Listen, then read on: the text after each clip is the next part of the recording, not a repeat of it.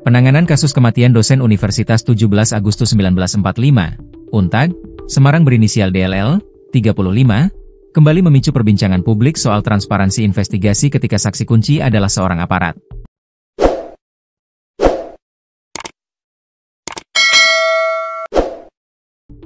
Keluarga korban menyebut sejumlah kejanggalan, sementara polisi berpegang pada dugaan kematian akibat sakit.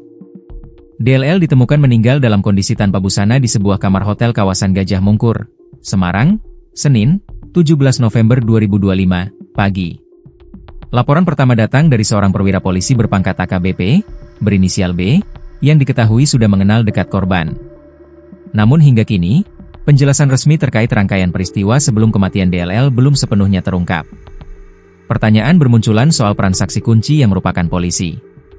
Status B sebagai saksi pertama sekaligus pelapor menimbulkan tanda tanya.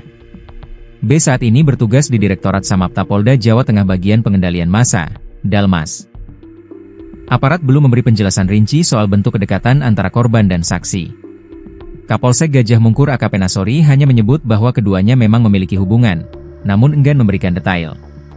Untuk itu bisa langsung ke Propam, ujar Nasori.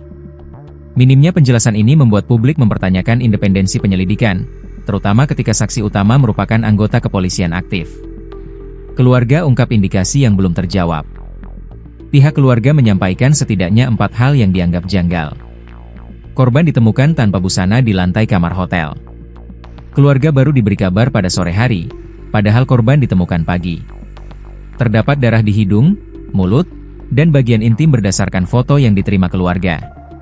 Korban dan saksi B berada dalam satu kartu keluarga, sesuatu yang baru diketahui keluarga setelah DLL meninggal. Fakta soal kesamaan kakak membuat keluarga kian mempertanyakan relasi sebenarnya antara korban dan B. Kami kaget. Korban tidak pernah cerita tentang B, kata kerabat korban, Tiwi. Polisi tetap berpegang pada dugaan sakit. Polisi menyatakan bahwa DLL memiliki rekam medis 2 hari sebelum meninggal, termasuk tensi tinggi dan gula darah mencapai 600 mg/dl. Tak ditemukan tanda kekerasan pada tubuh korban berdasarkan pemeriksaan tim Inafis Polrestabes Semarang. Dugaan sementara karena sakit, tegas AKP Nasori. Meski demikian, keluarga menilai kondisi medis tersebut belum cukup menjelaskan detail fisik korban saat ditemukan. Sorotan pada prosedur investigasi ketika aparat terlibat. Sejumlah pemerhati hukum menilai kasus ini menunjukkan perlunya mekanisme investigasi yang lebih transparan ketika ada aparat berada di lingkar kejadian, meskipun dalam posisi sebagai saksi. Mereka menilai keterlibatan Propam harus dipastikan sejak awal untuk menghindari adanya konflik kepentingan.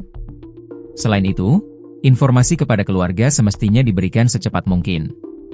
Keluarga kini menunggu hasil autopsi sekaligus meminta proses penyelidikan dilakukan secara terbuka agar semua dugaan yang muncul bisa terjawab.